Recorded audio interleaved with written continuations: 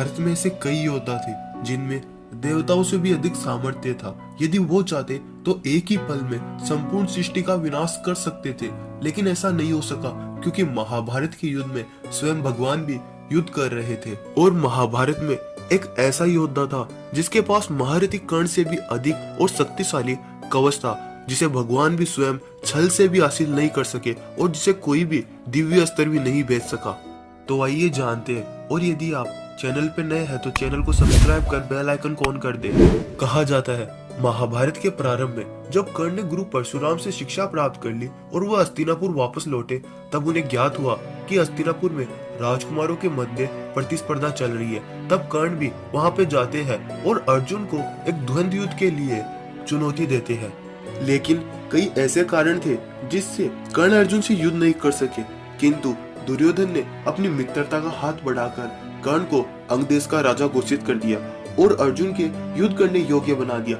इसके पश्चात कर्ण और अर्जुन में बहुत ही भयंकर द्वंद्व युद्ध होता है, जिसे देखकर सबके होश उड़ जाते हैं। दोनों योद्धा एक दूसरे पर अपने कई घातक बाणों का प्रयोग कर रहे थे, किंतु एक समय आता है जब अर्जुन अपने एक दिव्य अस्त्र का प्रयोग कर्ण के ऊपर करता है और कर्ण उसका कोई उत्तर नहीं देते और खड़े रहते।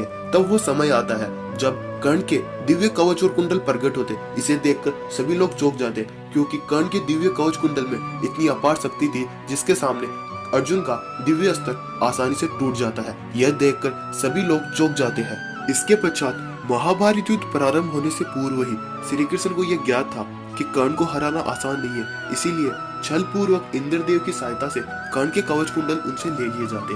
किंतु बात आती है कि क्या कर्ण से भी शक्तिशाली कवच किसी और के पास था? तो हाँ दोस्तों, एक ऐसा योद्धा था जिसके पास कर्ण से भी अधिक शक्तिशाली कवच था और उसे भी श्री कृष्ण ने एक छल से ही मारा था। तो आखिर वो कौन था? दोस्तों, वो कोई और नहीं, महारथी कर्ण का घनिष्ठ मित्र दुर्योधन ही था।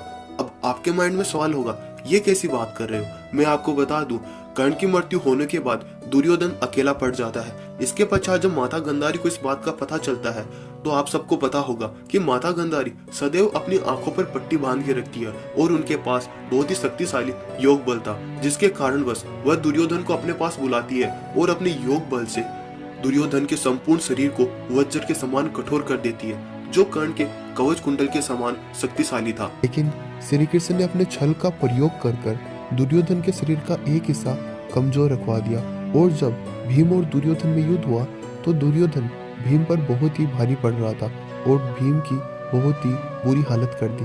तब श्री कृष्ण भीम की सहायता करते और उसे बताते हैं कि भीम दुर्योधन के एक ऐसा हिस्सा है जो बहुत ही कमजोर था। तब भीम उस पर वार कर दुर्योधन का वध कर देता है। दोस्तों, अगर आपको हमारी स्टोरी पसंद आई और आप वास्तव में मानते हैं कि दुर्योधन का शरीर भी वज्र के समान मजबूत था, तो वीडियो को लाइक कर चैनल को सब्सक्राइब जरूर कर दें।